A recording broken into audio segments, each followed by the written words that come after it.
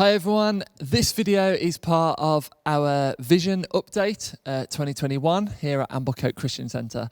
And what I want to take this short video just to talk about is what is at the centre of church.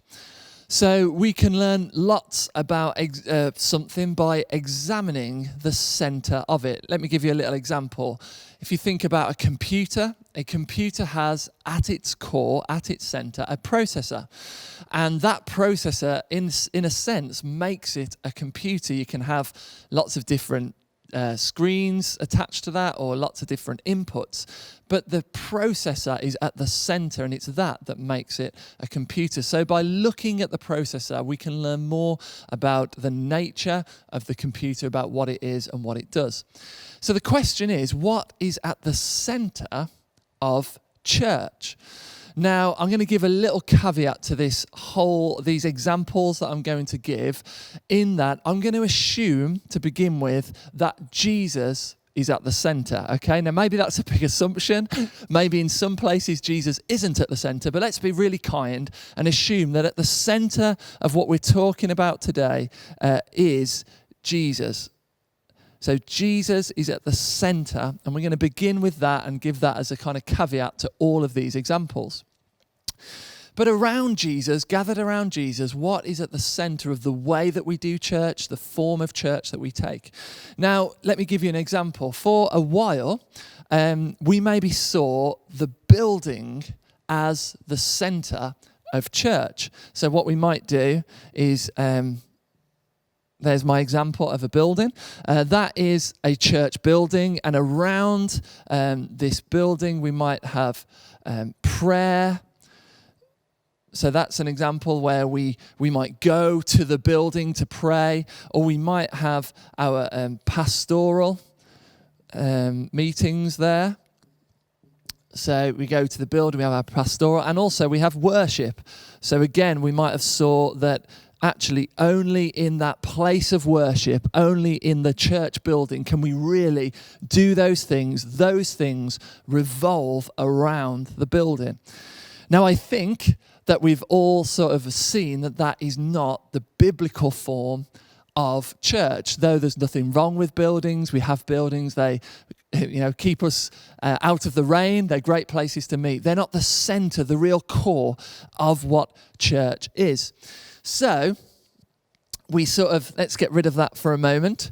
So we know that the building itself, the church building, if you like, that we've had, isn't the center of what church is. So what then is the center of church? Well, if any of you have been around church for a while, you've probably noticed that often in most sort of modern expressions of church, the Sunday meeting is the center or the life or the center point of church. So again, we're going to assume that Jesus is at the center of that. But what we might do is say there's this thing that we call a Sunday meeting. There we go. So we have this Sunday meeting. Now, we do that in different ways. Some of us might meet on a Sunday morning. Some might meet on a Sunday evening. In fact, some of us might meet on a Friday evening. That doesn't really matter. What matters is that this kind of expression that has gathered worship and a gathered teaching or corporate teaching really is the center point, the life point, the life-giving moment of our expressions of church. Now, around this, we might, just like in the building example, we have lots of other things. For example, we might have our youth. So we might have a youth group that meets. We might do mission. Hopefully you can see that.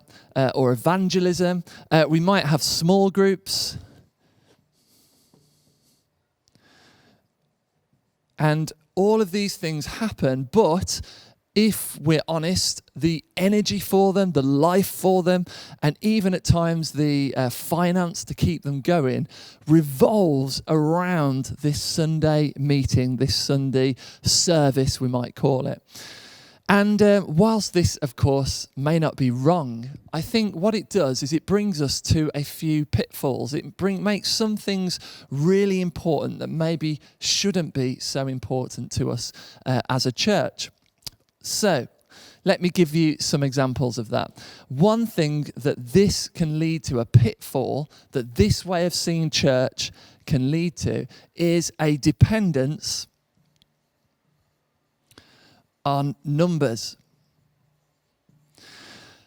So this doesn't happen maybe as much as it did at one time, but there was a time when whenever I went to a leaders conference or a leaders gathering of any kind, the first question really people asked was how big is your church? How many numbers do you have? How many people are part of your church? And what they meant by that was how many people attend your Sunday meeting.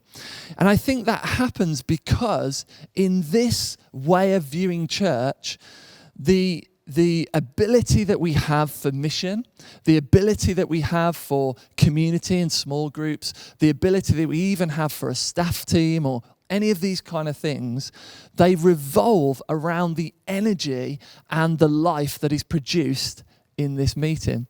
And that means that big numbers equals great work and small numbers equals not so great work at times. So we begin to look to numbers, the number of people, in order to determine actually how successful is our church, how much impact is our church having, how much life does our church have, and we begin to measure that by numbers, which I think can lead us down some difficult paths. Another thing that I think that this model struggles with is, and we've talked about this a bit, discipleship. Now, in this kind of way of seeing church, really to be a Christian and to be part of a church, all you need to do is attend this meeting because that is what is at the centre. So that might be twice a month, maybe once a month, maybe even 1 in 6. But by attending the meeting, you're part of that church and you're supporting all of the work that goes on. And that means that if we're not careful, we can end up with churches that emphasize attendance and being part of a meeting over discipleship and becoming more and more like Jesus. And if we're not careful, that leads to churches spending more and more of our time and our budgets and our emphasis on better and better meetings. And we end up with less and less discipled people. Let me give you a third pitfall. I think if we're not careful, this model can lead us to spectator Christianity. What do I mean by that? Well, again, if a Sunday meeting, a Sunday service is the most important thing that we do, then the people who take part in that meeting, who lead it, maybe our worship team or our teachers, our preachers, even our prayer team, those are the people that we can begin to see. They're really the ones that are doing the stuff. They're the ones that are the ones that are really living out Christian lives. And the rest of us that attend, we can slip into, if we're not careful, becoming spectators. We begin to be spectators, watching others live out the Christian life that, in fact, all of us are called to. So that is one way that we can see church, we can view church. Now, if I can rub all this off, I think I can, let me talk about a possible different way of viewing this. So it's going to be a bit messy. Let's get rid of all of that. There we go. So, what's another way that we can think about church that will help us get rid of some of these pitfalls and a whole host of other pitfalls that we might be tempted to fall into? Well, we know that in the Bible, in the New Testament, the word that the writers use for church, for people, is the ecclesia, the ecclesia. Now, ecclesia was a word, we've talked a bit about this over the years, was a word that really the New Testament writers took from the interpretations of the Old Testament, and the word kind of basically means the people of God. So when we're talking about church, we're not talking about a building, we're not talking about a meeting or a service, but we're talking about people. And therefore, ecclesia, the church, is about people. This is my best drawing of people, I'm afraid. It's about people, hopefully you can see those, who are gathered around Jesus. People gathered around Jesus. That is what church, that's what ecclesia, the people of God, are about. It's people who are following the way, walking in the ways of Jesus. However, that can be a bit like, yeah, that's great, Tim. We all know that, but what help is that to anyone? So how can we understand what this life might look like? And we've started to use 3 words, not that we've come up with, but just words that help us understand a bit about what the Bible teaches this way of life following Jesus is about. So if I draw some arrows around here and we draw 3 things, we would draw community, discipleship, and mission. Don't know how to draw that one. Draw that here. Now, the board is getting messy, so hopefully you couldn't see that.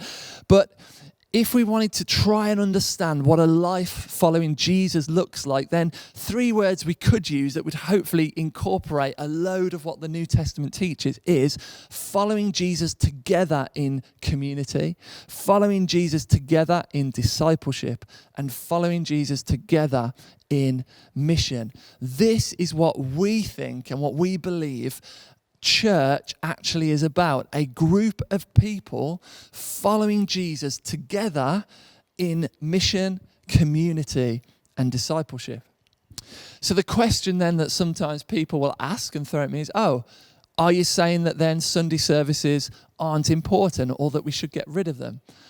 Of course, we're not saying that. Of course we're not. They're important times together. They're great opportunities for the body of Christ in an area to come together. But what we want to say is that actually this finds its place, let's call it Sunday service, simply as one of the things that we do together. Hopefully you see that. So we're not saying it's not important. We're not saying it doesn't have its place, but it's one of the things that the group of people who are following Jesus together do together, one of our expressions. And there's a whole host of other expressions as well. As we've said before, we might have small groups as part of this. Hopefully you can see that. We would have our children's and our youth work as part of that.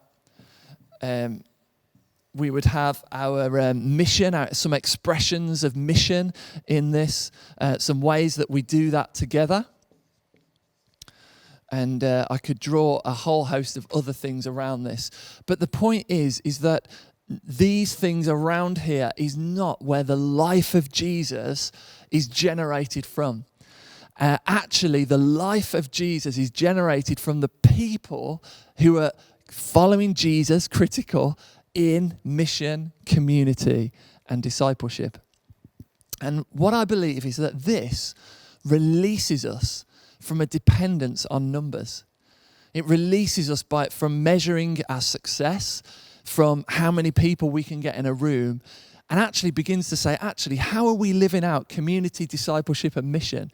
How are we following Jesus together? How are we reaching out to those around us? We can measure ourselves with that rather than simply thinking about the numbers. I think that the other pitfall, it stops us focusing on just attendance and actually looks at how are we being discipled? How are we becoming more and more like Jesus? And also what it does is it brings every one of us who is part of our church, part of our ecclesia, part of the people that we're following Jesus with, all of us into that journey. So there's no spectators. Actually, those of us who lead worship and teach and do other things, we're just playing a part as others are playing a part over here. We are all important and we all have our role to play. I hope that makes sense, and I hope it gives us some food for thought for rethinking how we see church. Remember that this video is just part of a series that we're doing. We've done 4 podcasts that we'd really encourage you to listen to that goes deeper into mission, community, discipleship and how we see church and our vision really for where we're heading as a church family and how we will get there. But I hope that it will inspire you to think about church in a different way and hopefully inspire us to follow Jesus with more of our life and to be excited about all that he is doing amongst us.